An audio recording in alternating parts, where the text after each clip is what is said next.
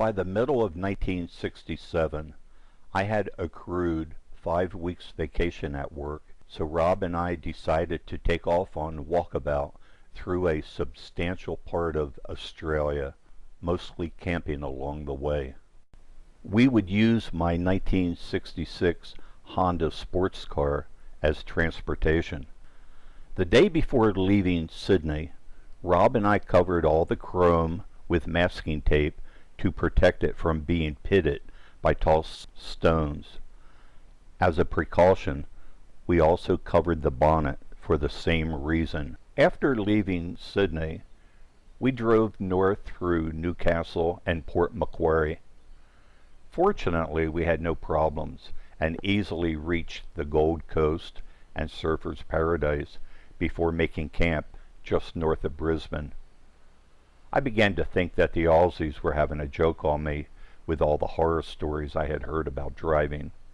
The first morning after waking up in camp, Rob showed me how to properly make Billy tea. He walked me through the almost sacred steps so I could become a purist in the art. I think from that day until the last day of our trip, making tea properly was my responsibility. Rob was driving just north of Maryborough when we got pulled over by the cops for speeding. They were in a Ford Falcon.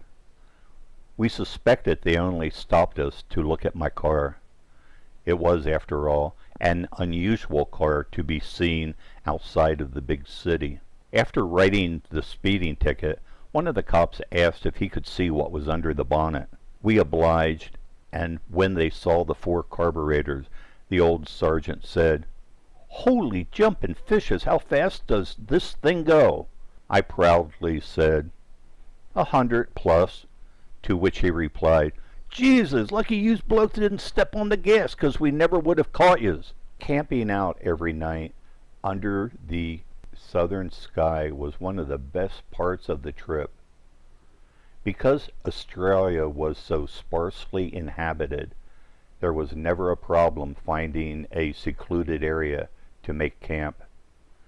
Taking our time and enjoying the scenery, we continued north through Gladstone, crossed the Tropic of Capricorn just north of Rockhampton, then went on through Mackay and Townsville. Cairns is a small city on the North Queensland coast. It was the furthest north we intended to go. Because it's north of the Tropic of Capricorn, it's subtropical there. It was at Cairns that we had our first bit of trepidation about camping out. We knew we'd be sleeping in a jungle while staying in the area, so we asked the attendant at a petrol station our first night there if we should worry about snakes. His response wasn't exactly reassuring. "Snakes? No, mate. The crocs ate 'em all." Rob and I took turns that night sitting up with a rifle to avoid becoming croc food. From Cairns we headed southwest and into the outback, stopping at the local in every small town for grog and a needed respite from driving. Being strangers always brought us attention whenever we walked into a pub. In addition, everyone's curiosity was piqued when I spoke and they realized I was a Yank. On the Atherton tablelands, we stopped at a Bushy's pub. At this pub, one of the patrons asked, "What are you blokes driving?" I pointed under the pub's swinging doors and said, "That." He saw my car and said, "Holy crap, what the bloody hell is that? Hey blokes, come and have a look-see." With that, he and all of his mates poured out of the bar to examine my little Honda. Leaving the Atherton tablelands, driving quickly became challenging. The roads were dirt, and they were the only roads available. Sheep trucks had created very deep ruts in them. My car couldn't straddle the center ridge, so we drove hundreds of miles with the right wheels on the outside ridge and the left wheels in the rut. The one saving grace was that there was very little, if any, traffic. As a matter of fact, roads in the outback were so infrequently traveled that it was common to find that vast stretches of roadway had been covered with blowing sand, making it almost impossible to find the ruts. The deeper we went into the outback, the more difficult driving became. We noticed in these small outback towns that the guys in the pubs always seemed to know who we were when we walked in, almost as if they had been expecting us. If Rob ordered us a couple of beers, someone would ask him if we were from Sydney, and then ask him if I was the Yank. When he confirmed they were right, everybody, again, would pile outside to see my car. Afterwards, invariably they would buy us all the grog we wanted for as long as we stayed, asking us about where we had been and where we were going. Offers for us to camp on local stations were common. Their genuine interest and friendliness was impressive. On one such visit at a pub, we asked how it was that they seemed to know who we were. Their answer was a little disconcerting. Evidently, because of the vast distances between towns in the outback and the difficult driving conditions, it wasn't unusual for people to get lost and stranded. We learned that after we left a local, people would get on the radio to contact the next town on our itinerary.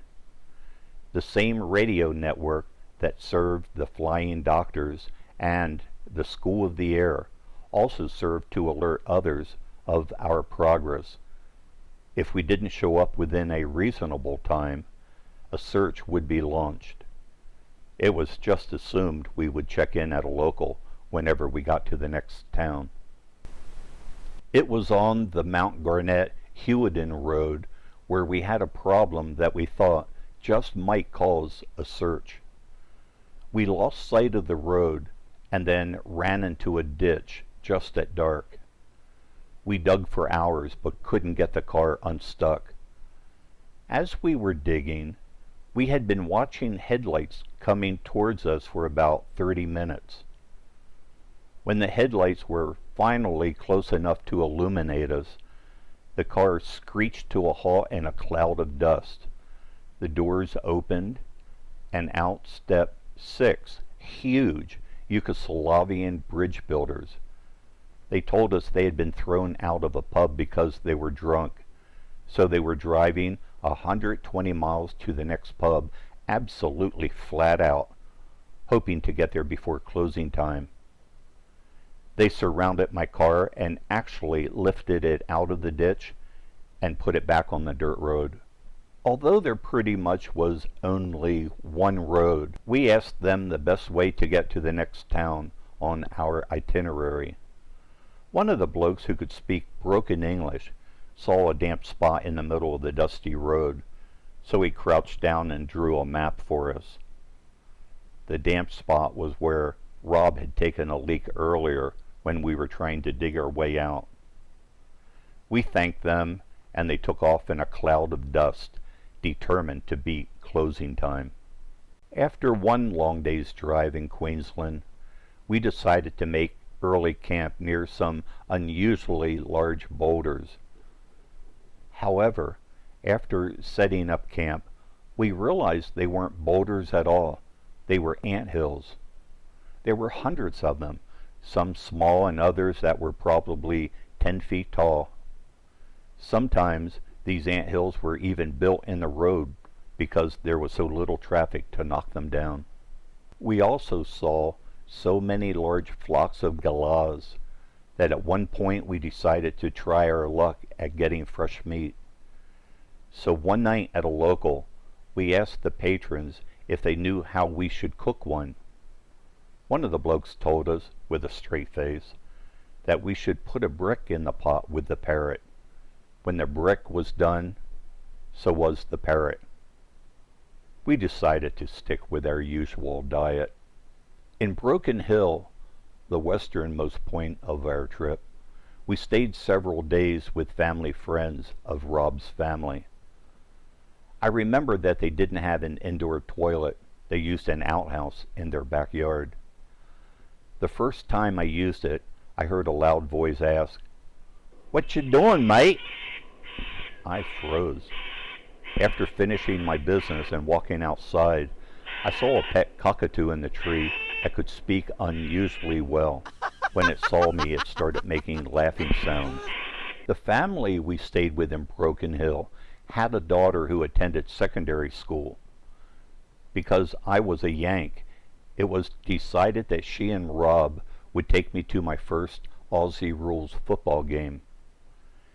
After arriving at the field, I innocently asked her which team she was going to root for.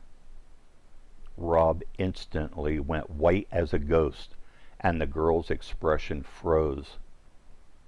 Rob was standing behind her looking at me and violently shaking his head and waving his hands, indicating I should shut up. Evidently, root in Australia has a strong sexual connotation.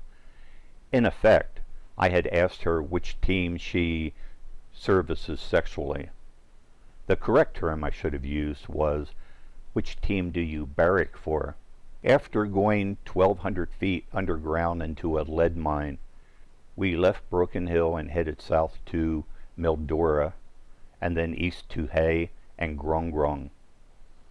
We stayed with Rob's brother Dennis at Cootamundra for a couple of days before returning to Sydney. The highlight there was when some of Dennis's friends took us out shooting hares a couple of times. These night shoots from a moving vehicle were fun. Eating the hares wasn't. By the time we returned to Rob's home in Sydney, my car's hood was covered with the names of some of the places we had visited.